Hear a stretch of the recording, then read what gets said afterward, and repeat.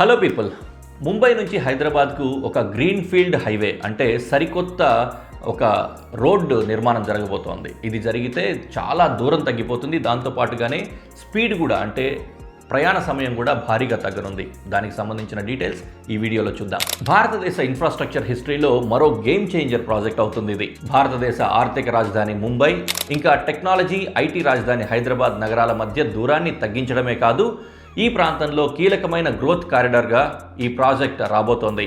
ఆ ప్రాజెక్టే Mumbai Hyderabad access controlled greenfield expressway, అధికారికంగా జనకల్యాణ్ ఎక్స్ప్రెస్ వే. భారతదేశ ఆర్థిక రాజధాని ముంబైతో పాటు మహారాష్ట్ర మొత్తం రూపురేఖలు మార్చే దిశగా ఆ రాష్ట్ర ప్రభుత్వం కీలక అడుగు ముందుకు వేసింది. ఇందులో భాగంగా భారీ మౌలిక సదుపాయాల ప్రణాళికను ముందుకు తీసుకొచ్చింది. ఈ ప్రణాళికలో అత్యంత కీలకమైన project Mumbai Hyderabad express way. సుమారుగా 36,000 కోట్ల రూపాయల వ్యయంతో నిర్మించనున్న ఈ ఎక్స్ప్రెస్ వేని జనకల్యాణ్ ఎక్స్ప్రెస్ వేగా కూడా పిలుస్తారు. ఇది థానే, పూణే, అహల్యానగర్, బీడ్, లాతూర్ జిల్లాల గుండా ప్రయాణించి ముంబైని హైదరాబాద్తో నేరుగా కలుపుతుంది. మొత్తం 450 కిలోమీటర్ల పొడవు కలిగిన ఈ యాక్సెస్ కంట్రోల్డ్ కారిడార్ వల్ల ముంబై హైదరాబాద్ మధ్య దూరం 180 కిలోమీటర్లకు పైగా తగ్గనుంది. ఈ ఎక్స్ప్రెస్ వే వచ్చాక ముంబై హైదరాబాద్ మధ్య ఇప్పుడున్న 700 పైచిలుకు కిలోమీటర్ల దూరం కొత్తగా నిర్మిస్తున్న ఈ రహదారి వల్ల సుమారుగా 530 కిలోమీటర్లకు తగ్గిపోతుంది. ఇప్పటి వరకు ముంబై హైదరాబాద్ ప్రయాణం అంటే సుదీర్ఘ ప్రయాణం, 14 నుంచి 15 గంటల తరబడి డ్రైవ్ చేయాల్సి వచ్చేది. ఈ కొత్త రహదారి ఫలితంగా ముంబై నుంచి లాతూర్ వరకు ప్రయాణ సమయం సుమారుగా 4.5 గంటలు తగ్గుతుందని అంచనా వేస్తున్నారు.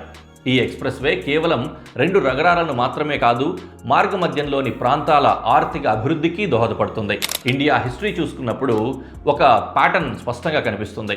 Yamuna express way, Mumbai Pune express way, అలాగే సమృద్ధి మహామార్గ్, ఈ రోడ్స్ ప్రాజెక్ట్స్ వచ్చిన తర్వాత ల్యాండ్ రేట్స్ మల్టిప్లై అయ్యాయి. జనకల్యాణ్ ఎక్స్ప్రెస్ వే కూడా అదే స్టోరీని రిపీట్ చేయబోతోంది.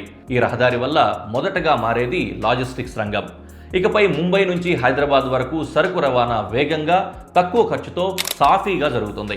అదే సమయంలో టైర్ 2, టైర్ 3 పట్టణాలు వేగంగా అభివృద్ధి చెందుతాయి. 36,000 కోట్ల రూపాయల ప్రభుత్వ పెట్టుబడి అంటే కేవలం రోడ్డు మాత్రమే కాదు, అది decade long economic transformation plan. ఈ రహదారి పూర్తయితే మహారాష్ట్ర, తెలంగాణ రాష్ట్రాల జీడీపీ గ్రోత్కు కొత్త ఇంజిన్ స్టార్ట్ అయినట్లే. ఇలాంటి మరిన్ని డెవలప్మెంట్స్ కోసం మా ఛానల్ని సబ్స్క్రైబ్ చేయండి.